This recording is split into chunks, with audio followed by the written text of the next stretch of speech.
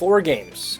4 games left for the Nintendo Switch library. Okay, for real though, so far in 2025 we know of 4 games Nintendo will be releasing for the Nintendo Switch, with its successor to the system just around the corner. I think it's safe to say these 4 games will be some of the last notable releases we get for the Switch before Nintendo shifts their focus fully over to the successor. These 4 games include Donkey Kong Country Returns HD, Xenoblade Chronicles X Definitive Edition, Pokemon Legends ZA, and Metroid Prime 4 Beyond. Today I wanted to take these 4 games and rank them by how much I'm looking forward to them. Due to there only being a few games here to rank, this video will be a bit of a shorter one, but I hope it's still fun regardless. With that being said, I'm the biggest nub on YouTube, Christendo, and if you enjoyed this video, consider giving it a like and subscribing to the channel as it helps me out a ton. While you're at it, if you want to talk to me and other fans about all things Nintendo, consider joining the ChrisCore Discord server, the link is down in the description. Now that that's all established, let's get her ranked. Starting off our list at number 4 is the game I'm anticipating the least, Donkey Kong Country Returns HD. I love Country Returns on the Wii. It was a super well made platformer and arguably one of the best on the system, but there's just something about this version of the game I don't like. By the looks of it, this is getting the same treatment as Luigi's Mansion 2 HD, where it's basically just the 3DS version of the game upscaled to look better for Switch, and because of that, I just feel the port we're getting is super low effort. This game is also $60, and for that same price point you can get Donkey Kong Country Tropical Freeze. Sure, the game is also a port, but the level design in that game was honestly leagues better than Returns was, even with the additional levels from the 3DS port, and it actually looks like there's some care and effort put into that port, whereas with Country Returns HD,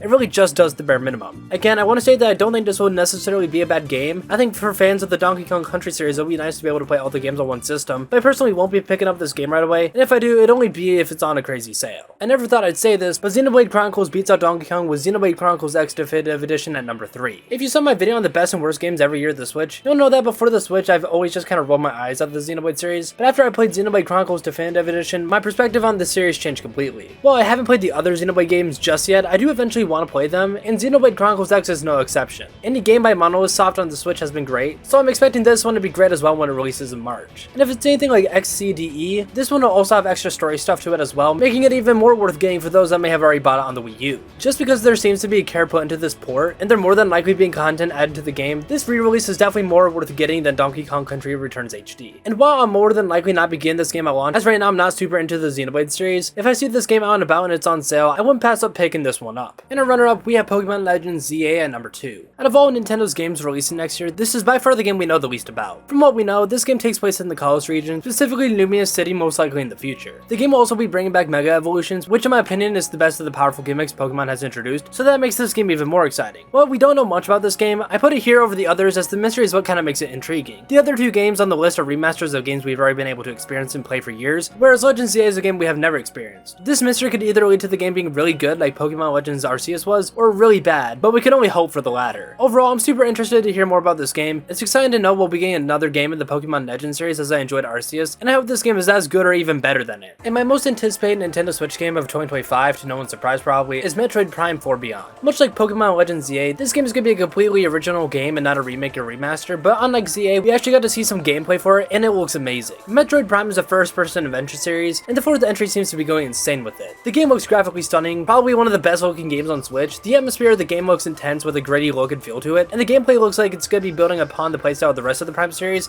and those games are a ton of fun to play. Just the fact that we finally got to see this game after all this time as well is amazing. This game restarted development in 2019 because they didn't feel what they were making would satisfy the fans, and they brought back Retro Studios, who made the rest of the Prime trilogy, to develop the game. I know that Retro Studios cooked with this game. This has been their project for basically the entirety of the Switch generation, and I'm super excited to finally be able to play their product. If all goes well with this game, which I think it will, this could easily be one of the best Nintendo games to date, and because of that, Metroid Prime 4 Beyond is by far my most anticipated Nintendo game releasing 2025. And that's my ranking on how excited I am for every Switch game we know of releasing in 2025. Are you mad I'm not excited for new Super Pokemon Sleep U Deluxe and didn't mention it in the video? Leave a comment telling me I suck down below, and while you're at it, tell me the game you're most looking forward to as well, as I'd love to hear what games everyone is looking forward to. I know this video was a bit of a shorter one. I wanted to be able to release at least one more video before the year ends, and I thought this would be an interesting thing to tackle, so I hope you enjoyed it. If you did enjoy it and want to see another video made by me, there's a video on screen now where I go over every year of the Nintendo Switch and give my thoughts on what are the best and worst games released every year, and I think you'll enjoy that. With that being said, I'm the biggest nub on YouTube, Christendo, signing off, and goodbye, Nub Nation.